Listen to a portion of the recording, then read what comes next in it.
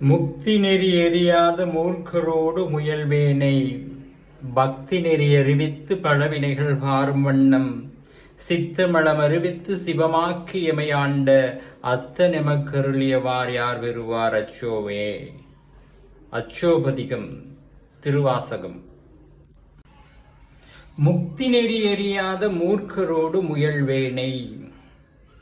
துன்பத்திலிருந்து தன்னை விடுவித்துக் கொள்ள தெரியாத மூர்க்கர்களோடு கண்மூடித்தனமாக போராடுபவர்களோடு முயல்வேனை.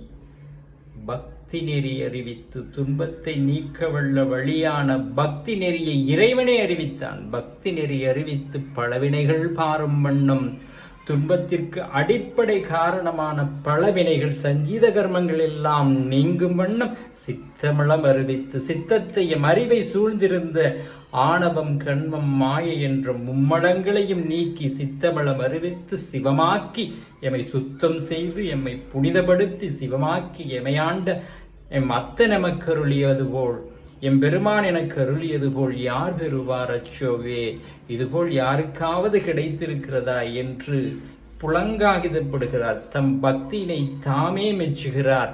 பக்தி என்பது இன்பம்.